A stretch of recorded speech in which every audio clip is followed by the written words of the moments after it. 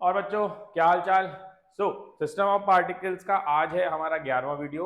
हमारे दो major topics बचे हुए हैं जो हमने लास्ट टाइम भी डिस्कस किए थे। ठीक है, एक बार ओवरव्यू देख लेते हैं ताकि हमें पता चल जाए कि आज की वीडियो में हम क्या कवर करेंगे और हमारा क्या पार्ट बचा है हमारे अगले वीडियो के लिए।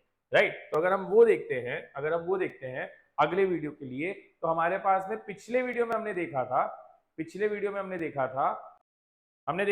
वीडियो में कि एंगुलर मोमेंटम का कंजर्वेशन कैसे करते हैं और उसके क्वेश्चन कैसे सॉल्व करते हैं। राइट, तो कंजर्वेशन ऑफ एंगुलर मोमेंटम में एक हमने अच्छा खासा आइडिया भी लिया था कि हम स्केटर्स को या बेसिकली अगर हम मास को अंदर बाहर करते हैं तो हमारी रोटेशन स्पीड जो है वो चेंज होती है और उसके बेस न्यूमेरिकल्स किया था।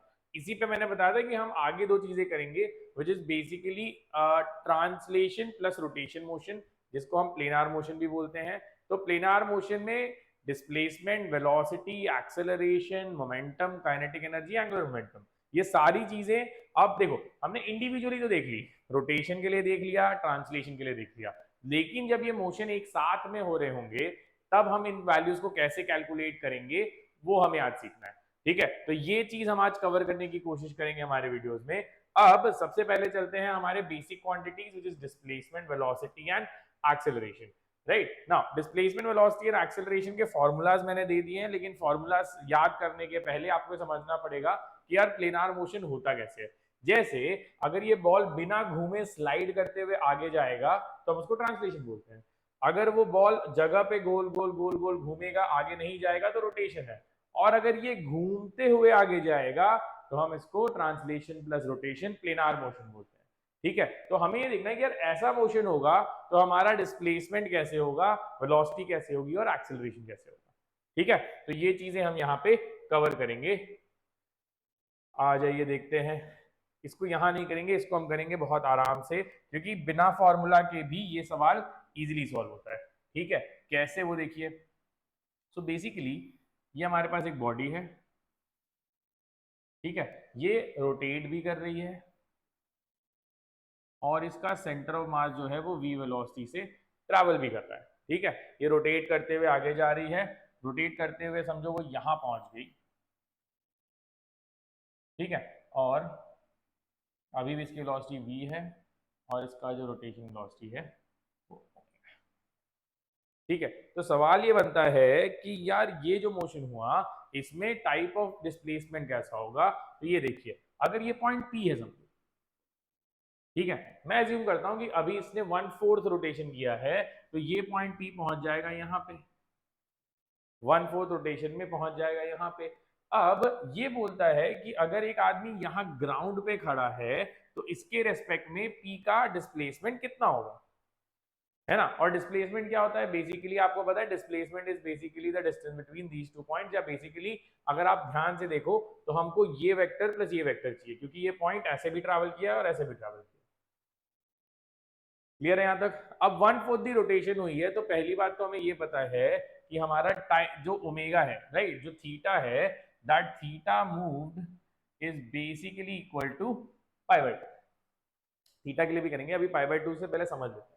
ठीक है, तो ये बोलता है कि यार v वेलोसिटी, लेट्स अज्यूम इसको t टाइम लगा इसके लिए, t टाइम लगा इसके लिए रोटेशन के लिए, तो ये बोलता है अगर π/4 घूमने के लिए t टाइम लगा, यहाँ पे टाइम निकालते हैं, तो time is equal to displacement which is π/2 divided by speed omega. तो टाइम कितना आ रहा है हमें, π/2 ओमेगा। और एक और चीज जो हमें पता होती है वो होती है omega is equal to v/, इन चीजों को हम यूज करेंगे अभी डिस्प्लेसमेंट कैलकुलेट करने के लिए। ठीक है, अब देखो यहां से यहां तक जब वो ट्रैवल कर रहा है तो यहां से यहां तक का डिस्प्लेसमेंट अगर हम निकालते हैं तो that is equal to v into T. Right, तो यहां से यहां तक का डिस्प्लेसमेंट अगर हम चेक करते हैं तो that is basically v into T.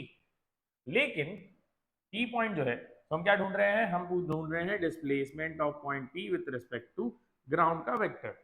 तो ये देख रहा है कि यार वीटी जो है वो ये डायरेक्शन में तो गया है, लेकिन बिकॉज वो पीछे भी आया है तो उसका डिस्प्लेसमेंट यहीं तक काउंट होगा। ठीक है, तो ये कितना हो जाएगा आपका, ये हो जाएगा आपका रेडियस आर। तो आपका डिस्प्लेसमेंट कितना हुआ, V T V T minus R in the I cap direction, Vt minus R in the I cap direction, ये उसके आई कैप का डिस्प्लेसमेंट है। ठीक है। जे कैप में अगर हम देखते हैं तो जे कैप में ये ट्रैवल कर रहा है इतना, राइट, आर डिस्टेंस, ये यहां से यहां पहुंचा तो ये हो जाएगा प्लस आर जे कैप। ठीक है, तो जब ये पाई बाई 2 रोटेट हो रहा है तो ये इस पॉइंट का टोटल डिस्प्लेसमेंट है या टोटल डिस्प्लेसमेंट का वेक्टर है from respect to the ground, P point. ठीक है, अब पी पॉइंट का डिस्प्लेसमेंट कितना है, हमें इतना आया, लेकिन जैसे हम नोटिस कर रहे हैं कि हमें टाइम तो पता था, time is pi by 2 omega. ठीक है, तो ये तो आर ठीक है, इस टाइम को हम सब्स्टिट्यूट कर सकते हैं। कैसे, यहां देखो, time is equal to pi by 2, omega की वैल्यू होती है वी बाय आर। ठीक है, तो वेलोसिटी इंटू टाइम कितना आ जा रहा है यहां से बच्चों, pi into R by 2, right. So ये जो डिस्टेंस आ रहा है this is basically pi R by 2, तो ये आ गया आपको pi R by 2 minus R I cap plus R J cap. यहां तक कोई कंफ्यूजन है तो बताओ। ठीक है, कोई कंफ्यूजन नहीं है तो ये बहुत क्लियर है। हमने क्या किया है, हमने डिस्प्लेसमेंट निकाला है एक्स डायरेक्शन में, डिस्प्लेसमेंट निकाला है वाई डायरेक्शन में, जिससे हमें मिल गया है total displacement of the particle vector form में। अच्छा, अगर आंसर निकालना है तो बेसिकली इसका, इसको x ले लो, इसको y ले लो, तो आपका डिस्प्लेसमेंट की वैल्यू जो आएगी वो आ जाएगी root of X square plus Y square. But ये कोई नेसेसरी नहीं है ना कि जब ये मोशन हो तो ये पाई बाय 4 से ही रोटेट हो या पाई बाय 2 से ही रोटेट हो, ये रोटेट हो सकता है एंगल थीटा से। आई होप आपको यहां तक समझ गया कि मैंने क्या किया। ठीक है, तो मैंने क्या किया भाई, मेरे को वेक्टर फॉर्म आता है, मुझे पता है कि यार ये डिस्प्लेसमेंट जो है ये वेक्टर है, वेक्टर जो है वो आई कैप जे कैप में होता है, मैंने आई कैप का डिस्प्लेसमेंट निकाला, जे कैप का डिस्प्लेसमेंट। बट अगर ये पूरा 90 डिग्री नहीं रोटेट होता तो क्या होता, कुछ नहीं, उसको भी देख लेते हैं। देखो, तो बेसिकली फिर से हमारा रोलिंग बॉडी है, ओमेगा का रोटेशन है,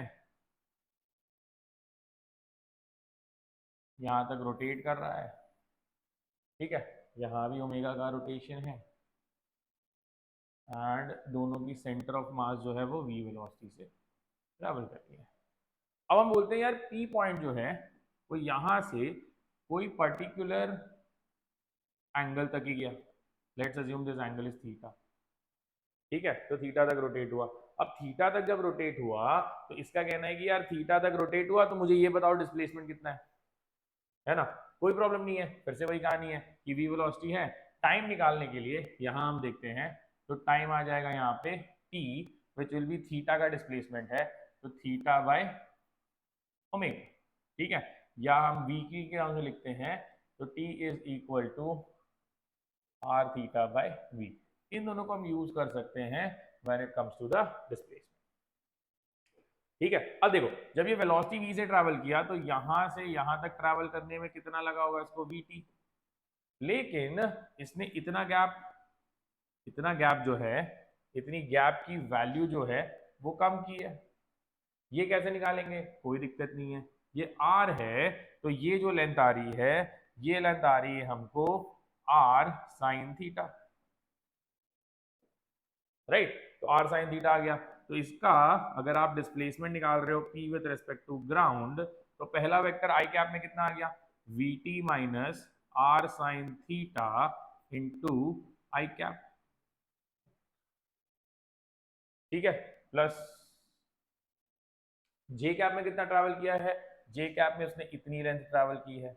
ये लेंथ कैसे निकलेगा, ये पूरा हमको आर पता है और ये बचा हुआ जो लेंथ है ये आर कॉस थीटा है, तो ये आ जाएगा आपको R minus R cos theta into J cap. तो क्या हुआ, वीटी की वैल्यू कितनी है, यहाँ आ जाएगा आर थीटा, यहाँ आ जाएगा R sine theta I cap, plus यहाँ पे आप आर कॉमन निकाल सकते हो, 1 minus cos theta J cap. यहाँ भी आर निकाल दो तो आपको कोई भी रैंडम पॉइंट का डिस्प्लेसमेंट आ जाता है, which is R into theta minus sine theta I cap plus R 1 minus cos theta into J cap. ठीक है, अगर आप मैथमेटिक्स पढ़ते हो तो आपको ये पता होगा कि ये जो इक्वेशन बन रहा है, this is a equation of a cycloid. तो इसका मोशन जो एक्चुअली में दिखेगा, it will be like a cycloidal motion. ठीक है, साइक्लॉइड मोशन जो होता है उसका इक्वेशन जो है वो ये होता है। ठीक है, तो हमने क्या कर दिया, फिर से वही कहानी, हमने यहाँ से यहाँ तक का डिस्प्लेसमेंट किया, यहाँ से यहाँ तक का, तो हमें टोटल डिस्प्लेसमेंट आ गया। तो सर फॉर्मूला क्या करेंगे, फॉर्मूला कुछ नहीं करेंगे, फॉर्मूला यूज करेंगे, लेकिन ये फॉर्मूला के बिना भी हो सकता है, बस मैं ये बताना चाह रहा था, फॉर्मूला पे डिपेंडेंसी नहीं है हमारी। ठीक है, अब फॉर्मूला पे डिपेंडेंसी नहीं है तो देखो कैसे करते हैं। अब अगर फॉर्मूला समझना हो तो कैसे समझेंगे, ठीक है, अगर इसी में फॉर्मूला समझना हो तो कैसे समझेंगे, इसको पहले अलग कर लेते हैं।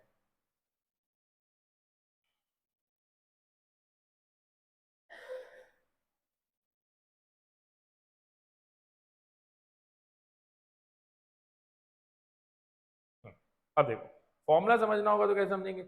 अब ये बोलता है कि अभी के लिए ये पॉइंट तो पी है, ठीक है, ये हमारा सेंटर ऑफ मास है, ठीक है, और ग्राउंड है। तो ये बोलता है कि displacement of P with respect to centre of mass is nothing but displacement of P with respect to ground minus displacement of P with respect to, sorry, C with respect to ground. हमें क्या चाहिए, हमें चाहिए p with respect to ground, तो उसको यहाँ रखते हैं, इसको यहाँ ले आते हैं। तो displacement of p with respect to ground क्या आ जाता है हमारे पास में, displacement of p with respect to c plus displacement of c with respect to ground. ये फॉर्मूला मैंने आपको लिख के दिया हुआ है, चाहिए तो देखिए। तो मैंने क्या लिखा हुआ है, p with respect to ground is centre with respect to ground and p with respect to centre. अब इसको क्यों यूज करते हैं पहले वो समझते हैं। ठीक है, इसको यूज करने का रीजन ये है कि देखो, जब मैं P with respect to centre बोलता हूं तो P जो है ना सेंटर के रेस्पेक्ट में सिर्फ घूम रहा है। सेंटर के रेस्पेक्ट में जब आप सेंटर पे खड़े रह के देखोगे, देखो जब आप उस पॉइंट पे खड़े हो जो वेलोसिटी से चल रहा है, तुम खुद अपनी वेलोसिटी नहीं देख सकते, ये याद रखना, तुम खुद की वेलोसिटी खड़े होकर नहीं देख सकते, तुम दूसरे की देख सकते हो। तो अपनी पॉइंट सी पॉइंट पे जब आप खड़े हो तो ये वेलोसिटी उसको नहीं दिखाई दे रही, तो सी पॉइंट पे खड़े होने पे पी का जो डिस्प्लेसमेंट है या रोटेशन जो मोशन है वो प्योर रोटेशन है। तो यहां पे this thing will work as pure rotation. ठीक है, तो सी जो है वो प्योर रोटेशन कर रहा है। नेक्स्ट, ये करने के बाद में अगर आप सी विथ रेस्पेक्ट टू ग्राउंड देखते हो तो ग्राउंड के रेस्पेक्ट में जब सी का मोशन देखोगे तो सी तो आगे आगे बढ़ रहा है। ठीक है, तो सी जो है वो आगे आगे बढ़ रहा है, तो सेंटर ऑफ मास धीरे धीरे आगे बढ़ रहा है। तो सेंटर ऑफ मास कहां से ट्रेवल किया है, यहां से लेके यहां तक, ये वेक्टर फॉर्म है। ठीक है, अब ये चीजें समझ गई। अब देखो सेंटर ऑफ मास, अब इनको अलग अलग कैलकुलेट करते हैं। तो अगर इनको अलग अलग कैलकुलेट करते हैं तो P with respect to C कितना रोटेट हुआ, तो S P with respect to C is nothing but, देखो P जो है वो C के रेस्पेक्ट में कितना मूव हुआ है, यहां से यहां तक, तो यहां से यहां तक आप अगर देखते हैं तो इसका मोशन हो गया है, डिस्प्लेसमेंट जो हो गया है वो हो गया है इतना। ठीक है, that is this vector plus this vector, therefore ये हो गया उसका डिस्प्लेसमेंट P से C का। ठीक है, तो P से C का, तो हम अगर इसको लिखते हैं तो हमारे पास क्या आ जाता है, हमारे पास आ जाता है r साइन थीटा नेगेटिव, तो minus r sine theta I cap minus r cos theta J cap, है ना, ये आ गया और ये डिस्प्लेसमेंट आ गया हमको। अब अगर हम इसका डिस्प्लेसमेंट देखते हैं P पॉइंट का, सॉरी C पॉइंट का, तो हमें यहां से लेके यहां तक का डिस्प्लेसमेंट चाहिए। अब यहां से लेके यहां तक, कोई तो टर्म भूल गए हम, sorry, this is not r cos theta, this is this displacement, this is r minus r cos theta.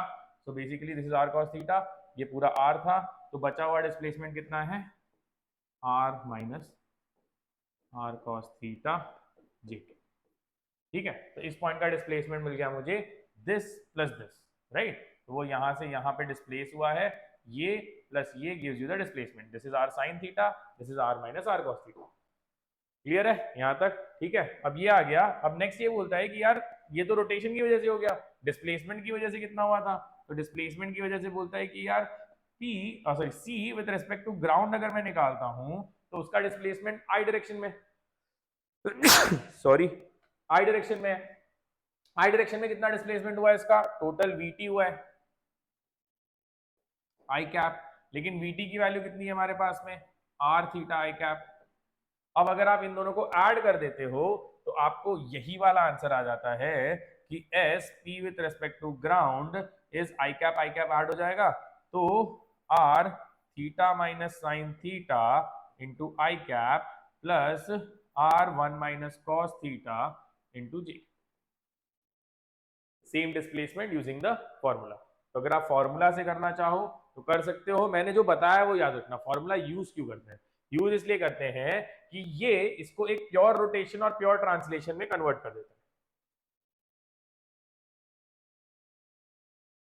ठीक है। तो इसको प्योर रोटेशन से निकाल सकते हो, इसको प्योर ट्रांसलेशन से निकाल सकते हो, और आपको दोनों डिस्प्लेसमेंट्स मिल जाएंगे। क्लियर?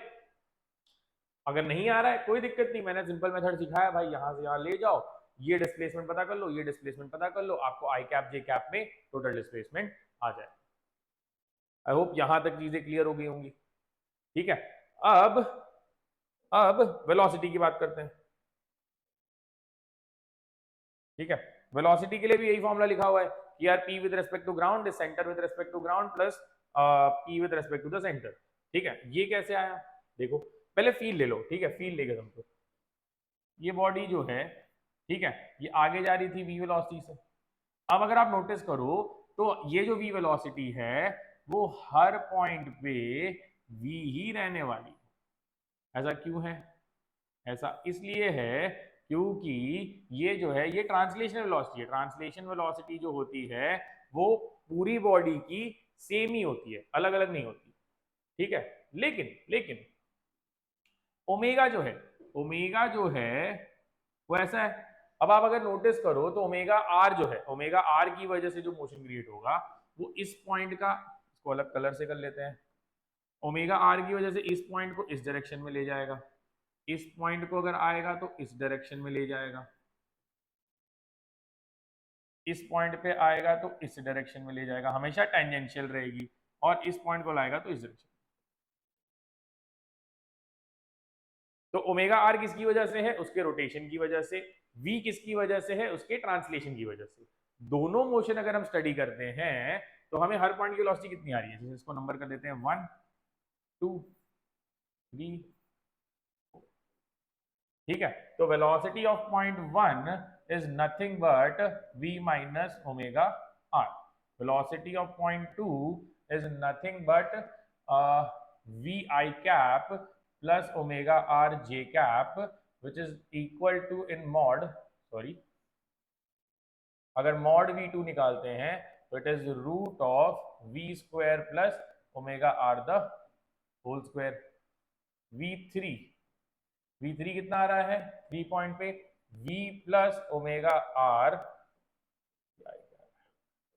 आई कैप, ठीक है। और चौथे केस में जो आ रहा है वो आ रहा है फिर से ये नीचे और राइट में, तो v I cap minus omega R J cap, but इसकी वजह से जो मॉड v4 आ रहा है वो सेम आ रहा है which is root of v square plus omega R the,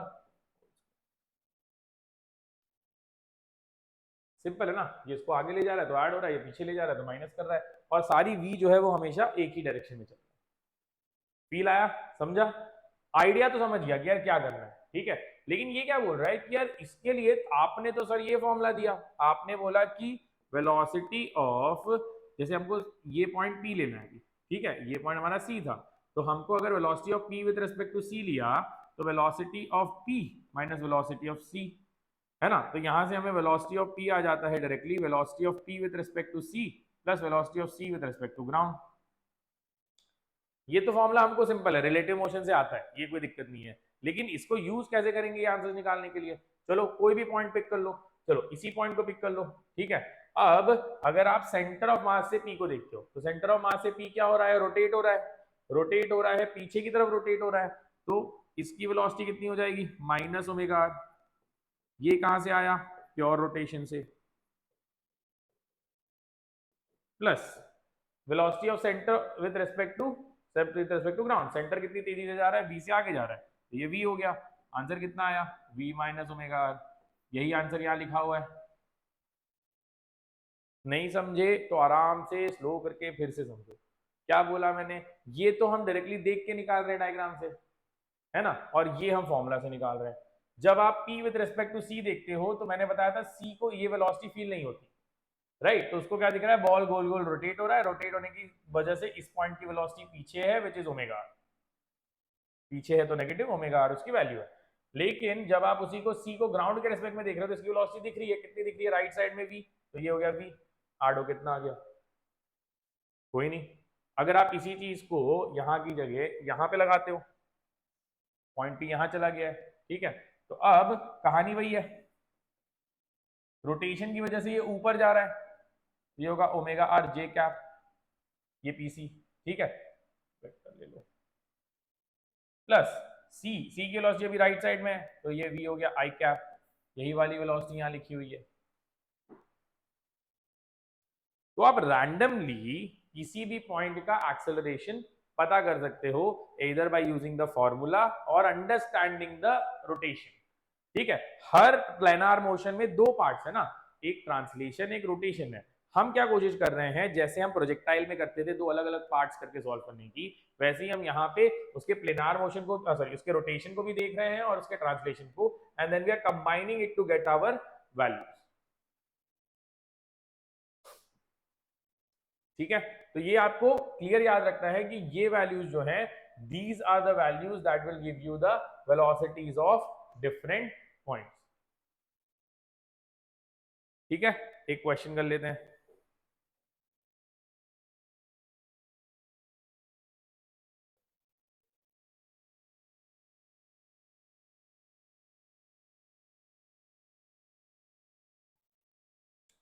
If this body is rolling with omega and moving ahead with velocity v, which of them is true?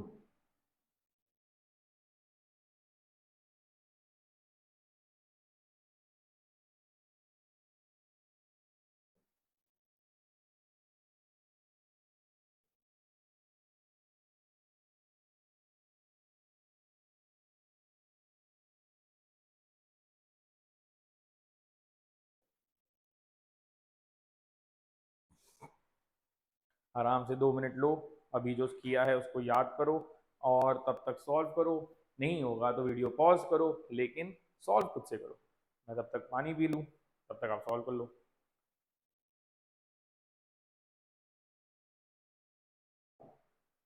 ना solve हो गया, इतना सिंपल सा तो सवाल है, इसमें कुछ कॉम्प्लिकेटेड सा भी नहीं है। सवाल क्या कह रहा है, सवाल ये कह रहा है कि भाई मुझे इन तीनों वेलोसिटीज की वैल्यूज बताओ, कौन सबसे बड़ी है कौन सबसे छोटी है, अगर तीनों इक्वल है तो ये भी बता दो, ठीक है। अभी हमने क्या देखा, यहां वाली जो वेलोसिटी होगी, यहां वाली वेलोसिटी वो क्या होगी, ये डायरेक्शन में v, ये डायरेक्शन में ओमेगा आर, तो ये हो जाएगी v माइनस ओमेगा। इधर की कितनी होगी, ये डायरेक्शन में v, ये डायरेक्शन में ओमेगा आर, तो ये हो जाएगी v प्लस ओमेगा आर, ठीक है। तो एक चीज तो क्लियर है, ये वाली इससे तो छोटी है। अब ये वाला केस कैंसिल हो गया क्योंकि ये दोनों अलग अलग है, ठीक है। ये वाला केस भी कैंसिल हो गया, ये वाला भी कैंसिल हो गया, नहीं ये वाला तो इधर से बचाइए। तो ये तो पता चल गया कि ए पे सबसे ज्यादा है, सी पे सबसे कम है, और बी पे क्योंकि ये परपेंडिकुलर है तो ऐसा कोई वेलोसिटी आएगी which is root of V square plus, ये बीच में आएगी। अच्छा, बहुत बच्चे लोग जो पढ़ चुके होंगे या रीड कर चुके होंगे एग्जाम के लिए, बहुत बच्चे लोग प्योर रोलिंग को प्लेनार मोशन से कंफ्यूज कर देते हैं। अभी हम प्योर रोलिंग नहीं कर रहे हैं, अभी ये बॉडी रोल नहीं हो रही है, अभी ये क्या कर रही है, प्लेनार मोशन कर रही है। जब हम रोलिंग पे आएंगे तो एक कंडीशन होती है रोलिंग की, उसको इसमें डाल देंगे तब ये रोलिंग करने लगेगा, ठीक है। अभी हम क्या कर रहे हैं, प्लेनार मोशन कर रहे हैं, और प्लेनार मोशन में जैसे मैंने बताया कि मोशन जो है वो ट्रांसलेशन प्लस रोटेशन को साथ में स्टडी करके बनता है। क्लियर है, यहां तक कोई कंफ्यूजन, ठीक है। आखिरी जो पार्ट है इसमें, इस डिस्प्लेसमेंट और वेलोसिटी के बाद में उसकी कहानी है हमारे पास में एक्सेलरेशन, ठीक है। एक्सेलरेशन की भी ज्यादा डिफिकल्टी नहीं है यार। एक्सेलरेशन क्या होगा, जैसे अगर आप एक पॉइंट का एक्सेलरेशन चेक कर रहे हो तो समझो एक्सेलरेशन ऑफ सेंटर मास है ये, स्ट्रेट वजह से, ठीक है, ये रोटेट कर रहा है, ठीक है, तो रोटेट कर रहा है समझो ओमेगा से। अब इसकी वजह से इसका जो एंगुलर एक्सेलरेशन है वो अल्फा है ना। तो एक चीज तुम्हें याद रखना है, फिर से अब हम वापस से वो सारी मेहनत नहीं करेंगे, बिकॉज हमारे पास फॉर्मूला है। तो हमारे पास सेंटर ऑफ मास है पी है, तो हमें क्या चाहिए, हमें चाहिए acceleration of P with respect to ground, which is acceleration of P with respect to centre. ये क्या करता है, रोटेशन का बात बताता है। और acceleration of C with respect to ground, ये ट्रांसलेशन बताता है। रोटेशन कौन बताता है, P with respect to centre, और ट्रांसलेशन कौन बताता है, centre with respect to ground. दोनों चीजें पता है हमें। देखो अब इसमें मिस्टेक क्या होती है पता है, अल्फा दिखता है, ए दिखता है, एक एक्सेलरेशन हम गायब कर देते हैं। रोटेशन जो होता है वो दो एक्सेलरेशन से बना है। कैसे, देखो इसका जो एक्सेलरेशन है वो ए सी ओ एम तो इधर ही है, अल्फा आ रहा है ऐसे पीछे जा रहा है, लेकिन एक टेंजेंशियल के साथ में एक रेडियल कंपोनेंट भी होता है, कौन सा, ओमेगा स्क्वायर आर वाला। इसको हम बोलते हैं रेडियल एक्सेलरेशन, इसको हम बोलते हैं टेंजेंशियल एक्सेलरेशन। तो ये जो परपेंडिकुलर जो आपको पीछे और ऊपर दिख रहा है, ये दोनों कहां से आ रहे हैं, रोटेशन की वजह से आ रहे हैं, ठीक है। और ये कहां से आ रहा है, सीओएम आपके ट्रांसलेशन की वजह से। हमेशा ये होता है कि बच्चे ये वाला आप मिस कर देते हो, क्योंकि आपको वेलोसिटी की आदत है, डिस्प्लेसमेंट की आदत है, तो आप यहां भी सोचते हो कि आगे पीछे पता चल गया, आंसर आ गया।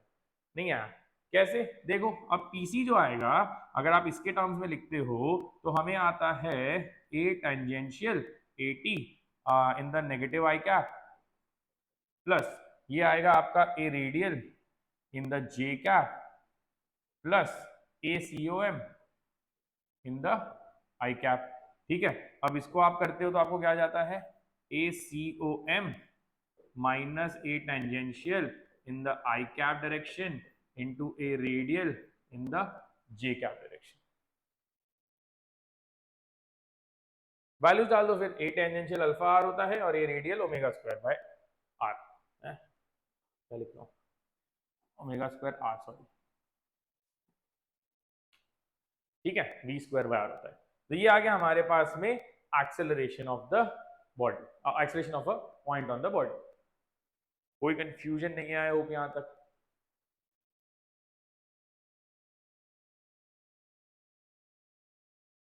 है तो पूछ लो। तो हमने तीन चीजें निकालना सीखा, राइट। जब बॉडी प्लेनार मोशन में है तो हम displacement of a point on the body निकाल सकते हैं, वेलोसिटी निकाल सकते हैं, और एक्सेलरेशन निकाल सकते हैं, ठीक है। इन तीनों चीजों को निकालने का तरीका हमें आता है, क्लियर है। आगे चलें, एक और सवाल है कि यार सर आपने तो सारे अच्छे अच्छे पॉइंट्स बता दिए, ठीक है, अगर आपके पास में रैंडम पॉइंट होगा तो क्या करोगे। जैसे वेलोसिटी निकालने के लिए एक सवाल आता है कि फिर से ये बॉडी जो है ये v वेलोसिटी से चल रही है और ओमेगा से रोटेट हो रही है, लेकिन अब जो आपको पॉइंट चाहिए वो चाहिए इस पॉइंट की वेलोसिटी, ठीक है, और इस पॉइंट का वैल्यू है at an angle theta from here, ठीक है। तो पहले तो थोड़ा जूम कर लेते हैं ताकि इसको अच्छे से बना पाए, कोई कंफ्यूजन नहीं। देखो वेलोसिटी जो है v तो अभी भी यही डायरेक्शन में, और ओमेगा आर जो है वो टैंजेंट पे है इसके,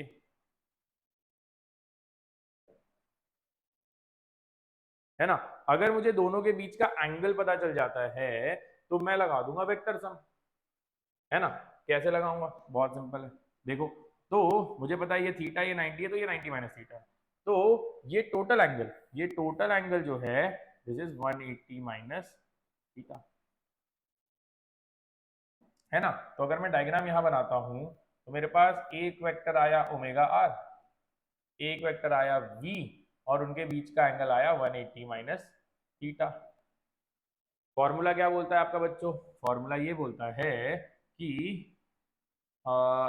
v net will be equal to root of v square plus omega r the whole square plus 2 into v into omega r into cos 180 minus theta। है ना। तो ये आ जाएगा root of V square plus omega square R square plus 2 omega R into V, और cos 180 minus theta कितना होता है, माइनस कॉस थीटा, तो ये हो जाएगा माइनस माइनस कॉस। और ये फॉर्मूला में आप वैल्यू डाल के इजीली निकाल सकते हो थीटा की, कि आपका किसी भी रैंडम पॉइंट पे वैल्यू कितनी आएगी। अब थीटा कहीं से भी दे दे ना, थीटा जब तक हॉरिजॉन्टल वर्टिकल से दिया हुआ है, आपको कितना भी थीटा दे दे आपको आंसर आ जाएगा। जैसे अगर थीटा यहाँ पे होता तो एंगल कितना होता 90, ये थीटा को 90 डाल देते, ये 0 हो जाता और आपका आंसर आ जाता root of V square plus omega square R square. तो हमने ऑलरेडी वो वैल्यू निकाल दी है डायरेक्ट यूज करके, ठीक है। तो आपको ये आ जाता है कि आपको कभी भी कोई रैंडम एंगल पे वेलोसिटी निकालनी है तो आप इस फॉर्मूला को यूज कर सकते हो। बट मैं जैसे बताया, मैं फॉर्मूला पे बिलीव नहीं कर रहा हूँ, मैं हमारे वेक्टर्स पे डिपेंडेंट हूँ कि भाई वेक्टर है, एंगल पता है, तो हम वेक्टर लगा के फॉर्मूला निकाल सकते हैं। आप भी फॉर्मूला पे डिपेंडेंट मत रहिए, मेथड पे फोकस कीजिए, ठीक है। आगे चलते हैं। अब ये तो तीन सिंपल चीजें हो गई, अब तीन थोड़ी कॉम्प्लिकेटेड चीजें लेते हैं। तीन कॉम्प्लिकेटेड चीजों में क्या है हमारे पास में, मोमेंटम, काइनेटिक एनर्जी और एंगुलर मोमेंटम, इन तीनों के भी फॉर्मूलाज हैं, ठीक है। अगर आप मोमेंटम देखते हो तो वो mass into mass of the body into velocity of centre of mass है। काइनेटिक एनर्जी दो पार्ट्स में ले ली, ट्रांसलेशनल, रोटेशनल, दोनों को ऐड कर दिया तो हमको आ गया टोटल एनर्जी। और आखिरी चीज जो है एल, ये जो है आर क्रॉस पी, ये हमारा लीनियर मोमेंटम की वजह से है और ये रोटेशन की वजह से। तो बेसिकली हमने फिर से वही काम किया है जो हम डिस्प्लेसमेंट में कर रहे हैं, कि एक रोटेशन वाला पार्ट लेंगे, एक ट्रांसलेशन वाला पार्ट लेंगे, और दोनों को ऐड करके वेक्टोरियली हम पता कर लेंगे कि हमारी वैल्यूज क्या है। लेकिन ये होता कैसे है, ठीक है। पहली चीज मोमेंटम के लिए देखते हैं। अब देखो,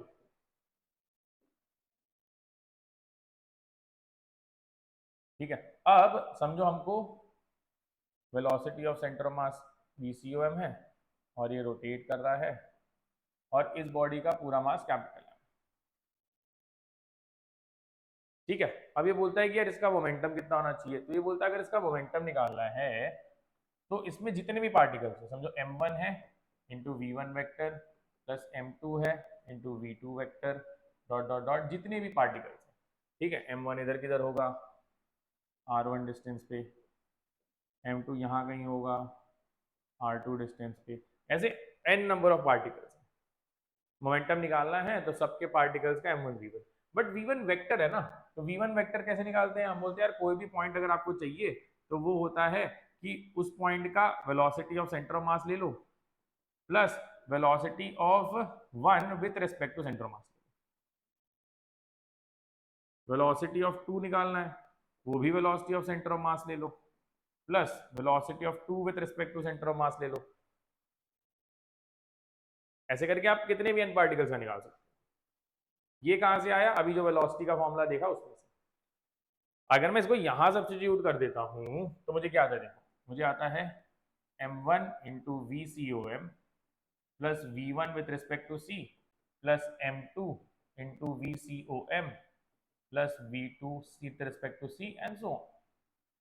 अब इसको अगर अलग अलग करते हैं तो पहला टर्म आ जाता है VCOM constant, m1 plus m2 dot dot dot, सारे एडिशन हो जाएंगे, plus m1 v1 with respect to c plus m2 v2 with respect to c and so on। यहां तक आई होप आपको सिंपल, बहुत मैंने बहुत ज्यादा कॉम्प्लिकेटेड चीज नहीं की यार। किसी भी बड़े से बॉडी का चाहिए तो हर एक पार्टिकल को ले लो, हर एक पार्टिकल का मोमेंटम निकाल दो, उसको ऐड कर दो वेक्टरली, आंसर आ जाएगा। तो ये सारे तो वेक्टर्स ही हैं हमारे पास में, ठीक है। अब हो क्या रहा है, देखो सारे मासेस ऐड अप होके कितने हो जाएंगे, कैपिटल M इंटू VCOM, ये तो आ गया। इधर क्या हो रहा है, इधर पे मैं थोड़ा सा एक रीअरेंजमेंट करता हूं, m1 v1 c plus m2 v2 c, ठीक है, डॉट डॉट डॉट, मैं इसको कैपिटल M से डिवाइड और मल्टीप्लाई करता हूं।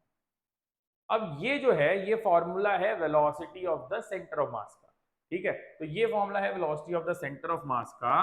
तो velocity of centre of mass अगर हम देखते हैं तो, लेकिन ये with respect to centre of mass है, तो ये आ जाएगा velocity of c with respect to c upon m into, sorry m use हो गया, इंटू m, ठीक है, इंटू एम, तो हमें आ गया सी इंटू कैपिटल एम।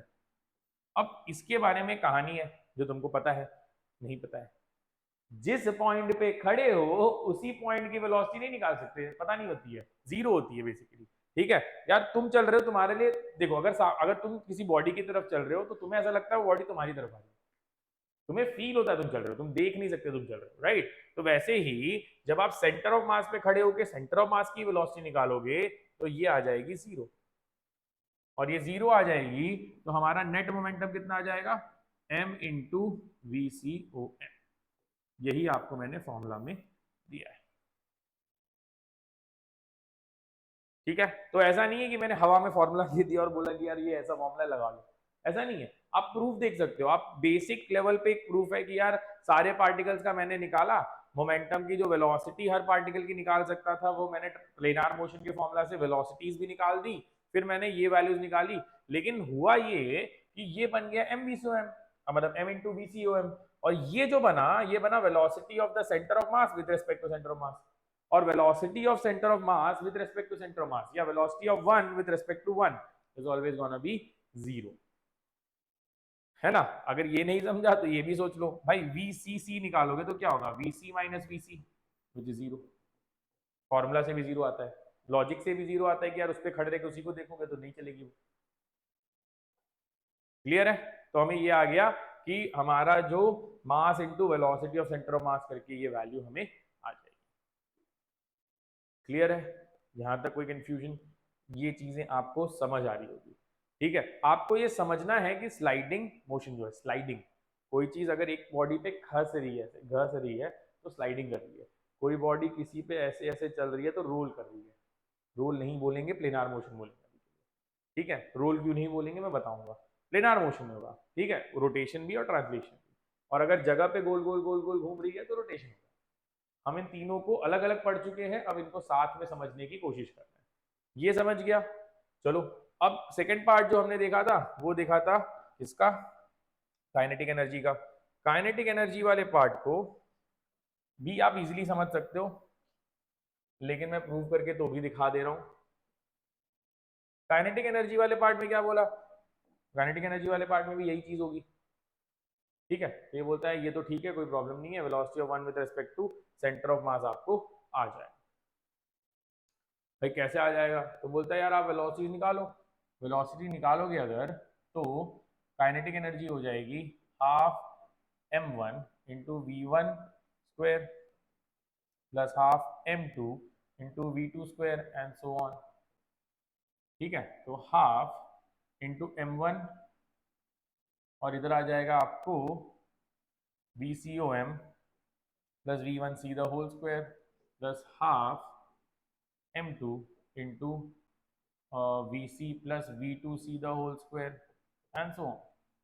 अगर आप इसको ओपन करोगे तो पहले टर्म्स कौन से बनेंगे, बनेंगे आपके V C square by two into M one plus M two dot dot dot सारे additions N particles. Second term क्या बनेगा आपका, सेकेंड टर्म बनेगा आपका half M one into V one C square plus half M two into V two C square and so on. अब ये zero नहीं है, ये स्क्वायर है, प्लीज फिर से मत लगा देना, स्क्वायर है। अगर आप m1 v1 c होता तो फिर वो चीज हम कर सकते थे। सेकेंड चीज जो हो रही है और थर्ड चीज जो होगी वो होगी हाफ, नहीं हाफ नहीं, 2 से मल्टीप्लाई हो जाएगा, हाफ हट जाएगा, तो आ जाएगा m1 v1c into V C प्लस m2 v2c into V C and so on. अभी तक मैंने कुछ भी मैथमेटिकली गलत नहीं किया है, तो आपको टेंशन लेने की जरूरत नहीं है। क्या किया, फॉर्मूला लिखा, v1 v2 की वैल्यू डाल दी, सारी वैल्यू जैसी आएंगी, इसको ब्रैकेट ओपन कर दिया। अब देखो फिर से ये वाली कहानी तो सिंपल हो गई, ये वाली कहानी क्या होगी, हाफ ये टोटल मास है और ये VCOM का स्क्वायर प्लस ये कहानी क्या बन रही है, ये बोल रहा है यार V1C जो है, V1 with respect to C के रेस्पेक्ट में V1 क्या होगा, ऐसे रोटेट हो रहा होगा, V2 क्या हो रहा होगा, ऐसे रोटेट हो रहा होगा। ठीक है, मैंने क्या बोला, सेंटर ऑफ मास खड़े होकर आप कोई भी पार्टिकल देखोगे तो आपके लिए तो वो गोल गोल घूम रहा है ना, तो ये ऐसे रोटेट हो रहा है, ये ऐसे रोटेट हो रहा है, तो इनकी वेलोसिटीज कितनी हो जाएंगी, इसकी वेलोसिटी हो जाएगी वी सी स्क्वायर सॉरी वो लिख दिया है, हाफ इंटू m1, और ये हो जाएगी ओमेगा r1 ओमेगा r2, तो ये कितना हो जाएगा omega square r1 square plus m2 omega square r2 square and so on. ठीक है, ये वाला जो पार्ट है ये फिर से जीरो है ना, क्योंकि VC कॉमन आ जाएगा, और हमने अभी देखा था m1 v1c m2 v2c जो है उसको जब आप एड अप करते हो तो वो क्या है, it is momentum of the centre of mass with respect to centre of mass जो जीरो होता है। ठीक है, तो ये जीरो हो गया सेंटर ऑफ मास की, मतलब क्योंकि आप सेंटर ऑफ मास में खड़े रह के सेंटर ऑफ मास की वेलोसिटी निकालने की कोशिश कर रहे हो ना। यहाँ पे क्या होता है हाफ, अब इसमें से ओमेगा स्क्वायर बाहर निकाल लेते हैं, अंदर क्या बच गया m1 r1 square m2 r2 square and so on. इसको देखिए कुछ याद आता है, 2 लेक्चर पीछे जाओ, ये है मोमेंट ऑफ इनर्शिया, तो हमारा वैल्यू आ जाएगा half m VCOM square plus half moment of inertia into omega square. यही वाला फॉर्मूला मैंने आपको लिख के दिया हुआ है। तो यार 2 थियरम्स तो मैंने डिराइव करके दे दिए, तीसरा नहीं करूंगा, आप ट्राई कर सकते हो सेम लॉजिक पे। ये ट्रांसलेशन की वजह से आएगा और ये रोटेशन की वजह से आएगा। ठीक है, तो आप इसको आप ट्राई कर सकते हो सेम लॉजिक से। ठीक है, आप टोटल एंगुलर मोमेंटम निकालो, एंगुलर मोमेंटम में v1 प्लस v1c डालो, v1 प्लस v1c डालो और फिर सॉल्व करो। ठीक है, बिकॉज जैसे मैंने बताया कि ऐसे लिखोगे ना RL1, इसका अगर निकालोगे तो R1 cross P1 which is MV1 vector. अब V1 वेक्टर की जगह सब्स्टिट्यूट करो एंड सॉल्व अगेन। ठीक है, तो आप फिर से ये चीज ट्राई कर सकते हो, अगर नहीं आएगा तो मुझे आप कमेंट सेक्शन में बताना, मैं ये डेरिवेशन भी आपको सिखा दूंगा। लेकिन जैसे मैंने 2 डेरिवेशन किए हैं, आपको डेरिवेशन रटना नहीं, लॉजिक से सॉल्व करना आना चाहिए। तो ये वाला जो थर्ड वाला डेरिवेशन है ये आप खुद से कर सकते हो। तो हमारे पास आ गया ट्रांसलेशन का फॉर्मूला। यहां तक आई होप आपको ये चीजें समझ गई होंगी। ठीक है ना,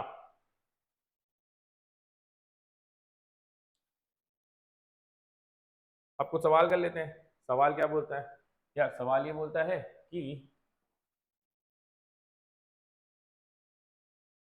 ये एक डिस्क है। ठीक है, डिस्क की वेलोसिटी जो है वो 4 मीटर पर सेकेंड है, और डिस्क का रोटेशनल वेलोसिटी ओमेगा जो है वो 3 रेडियंस पर सेकेंड है। ठीक है, radius of the disc r is 1 metre. Clear है यहां तक? तो पहला सवाल ये है कि velocity of point 1 and point 2 निकालनी है आपको। सेकंड, काइनेटिक एनर्जी ट्रांसलेशन वाला निकालना है, रोटेशन वाला निकालना है आपको, एंड काइनेटिक एनर्जी टोटल निकालनी है। ठीक है, तीसरा आपको निकालना है, अभी मोमेंट ऑफ इनर्शिया दे रहा हूं, मोमेंटम ऑफ द बॉडी निकालना है। ठीक है, इसकी मास जो दी हुई है वो दिया हुआ है 10 kg, और इसका मोमेंट ऑफ इनर्शिया आपको निकाल सकते हो, बिकॉज 10 kg दे दिया है तो मोमेंट ऑफ इनर्शिया मैं निकाल दे रहा हूँ। मोमेंट ऑफ इनर्शिया होता है mr स्क्वायर बाई 2, r1 है तो ये आ जाएगा 5 kg मीटर स्क्वायर। अब मैं आपको एक आराम से 5 मिनट दे रहा हूँ, कोशिश करो, टाइम और चाहिए तो वीडियो पॉज कर लो, आराम से इसको सॉल्व करो और फिर इसको क्लियर करते हैं।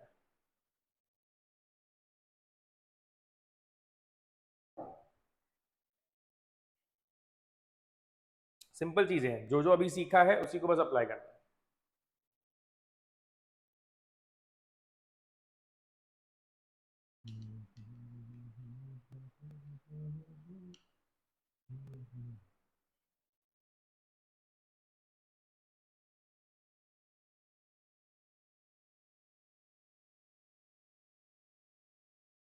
आ गया?